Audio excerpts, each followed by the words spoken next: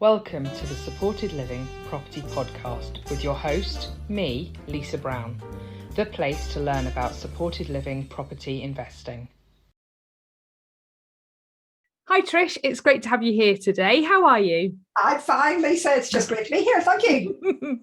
Now, for people who don't know you, do you want to introduce yourself and tell people a bit about you? Oh yes. Oh, I'll save the dramatic bits for later, maybe. I'm Trish McGirr, Northern Ireland, born and bred, but living for my sins on the hills above Lancashire right now.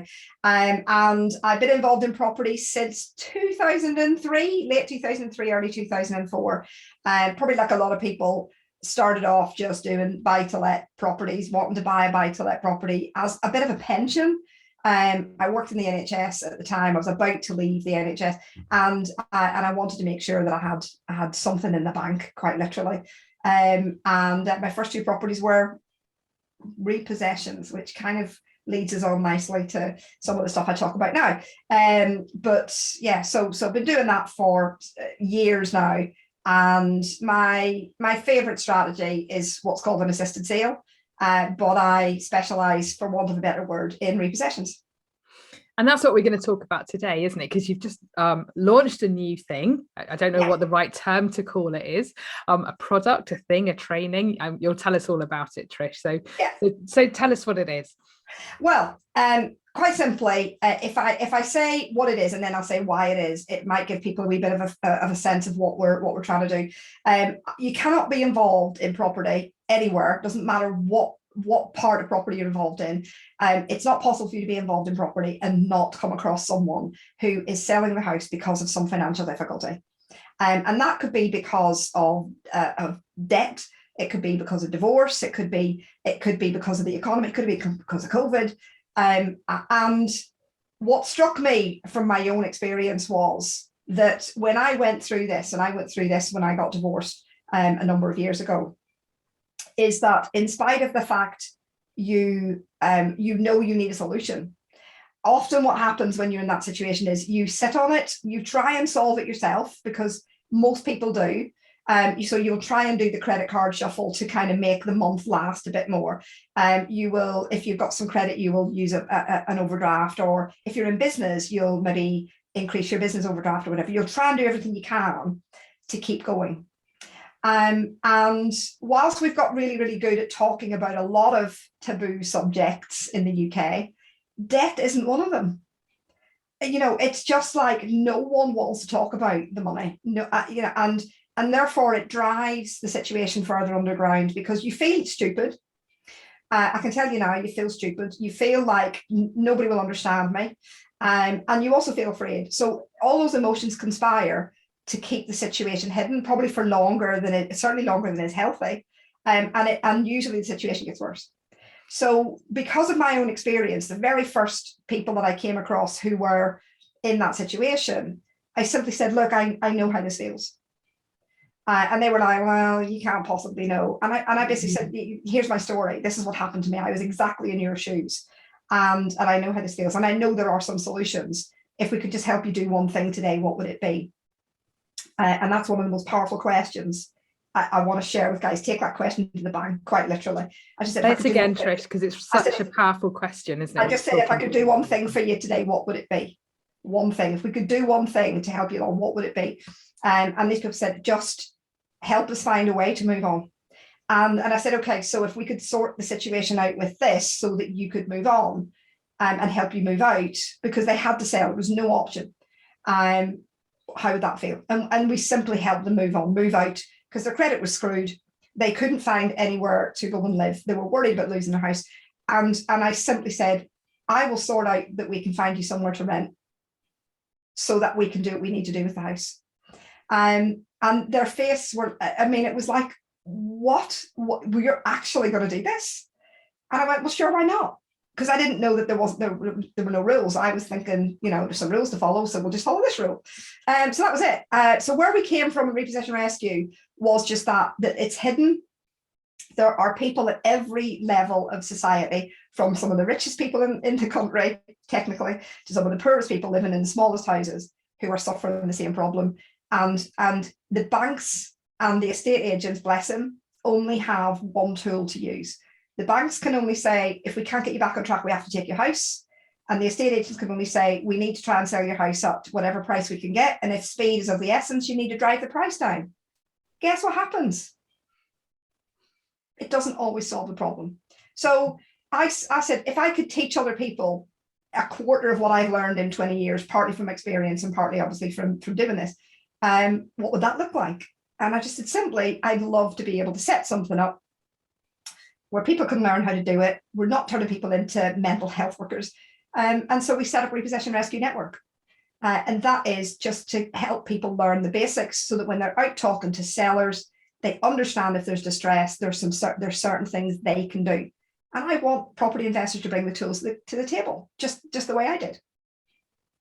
And I think when you go on property training courses and people talk about opportunities, when you're getting direct to vendor opportunities, people talk about them, don't they?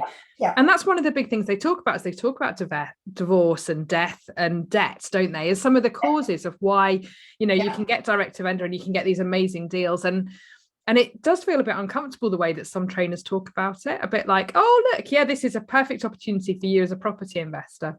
Yes. And it absolutely. is, if it's handled very carefully. And I think that's what you're saying, isn't it, Trish? It's about approaching it with some discretion or some. Yeah, it's a bit of both. The old phrase there, but for the grace of God, go I. I know every time I talk about this subject, I get people sending messages saying, I that was me, or that is me right now. I look to all the world that I've got it all together, things are going great, our business is going or whatever, but in behind, I'm really shuffling, trying to make things work. And you're right, in terms of property training, we do talk about motivated sellers, but the reality is what we really mean is someone who's motivated enough to slash the price so that you can get a deal. And again, I think when this happened to me, which was 28 years ago, whenever this happened, my son's 31 now, so he was a tiny baby. I didn't have the tools in the toolkit that I have now. I wish I knew a quarter of what I know now, because we have other strategies that aren't just about buy the house at a discount. There are so many ways that property people can still get paid and make a profit without profiting from the misery of someone else. So it's not about being, as I say, Mother Teresa. We're not trying to turn everybody into do-gooders. I'm saying you can do it profitably, ethically, and you can do it well. And that in itself helps grow your business, because people go and tell the next 20 people how bloody amazing you are. And who doesn't want to feel like that in business?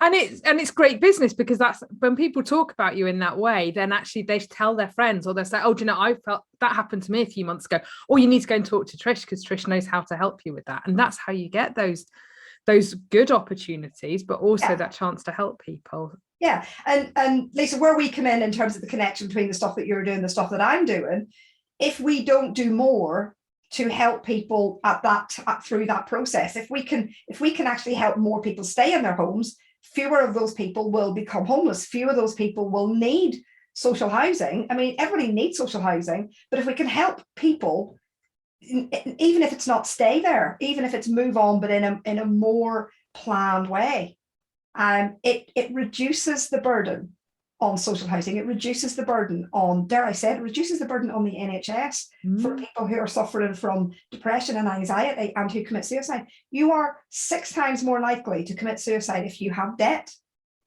Wow, that's really significant, isn't it? And 100,000 people a year attempt suicide because of debt. 100,000.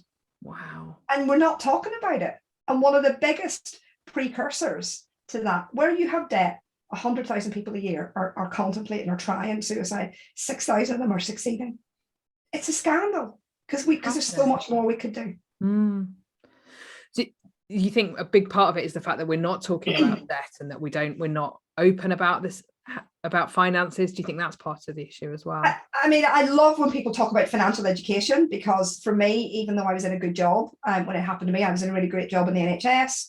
But in terms of financial education, my financial education was rubbish.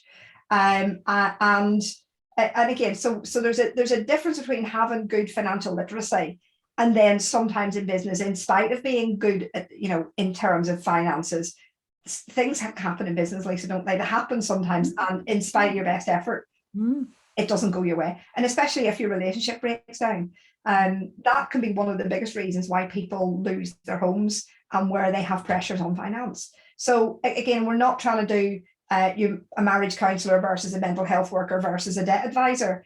What we're doing with Repossession Rescue is literally creating some simple baseline training. So it's what I call our foundation training.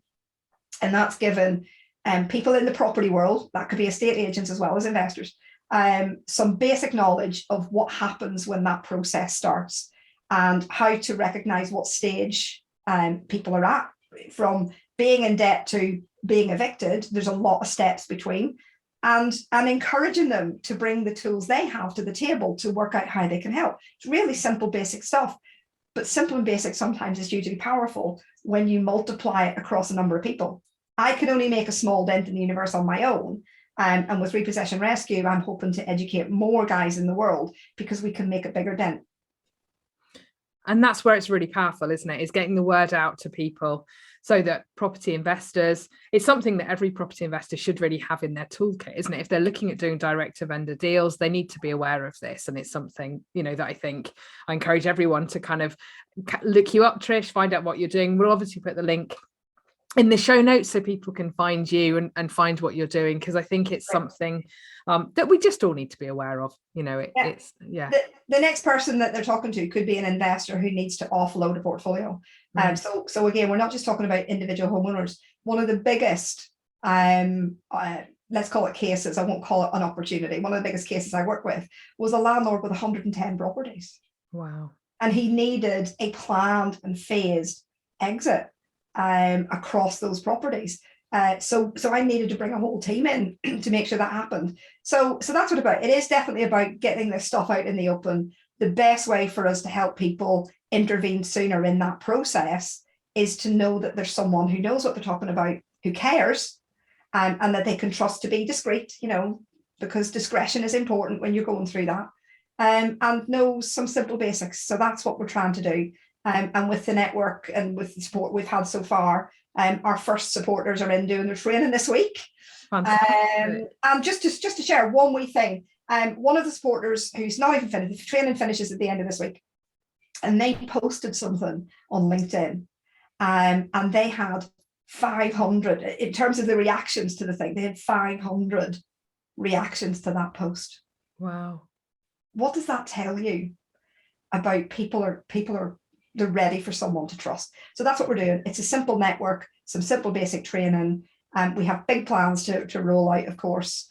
And we want to connect with people in social housing as well, because some of those people need to move on into good quality accommodation so that they can start again. And there is life after debt, dare I say. Really, really important stuff. Thank you for sharing that, Trish. That's been great chatting to you today. You're very welcome, Lisa, and thank you so much. Thank you. Yeah, see you soon. Yeah, definitely. Thank you.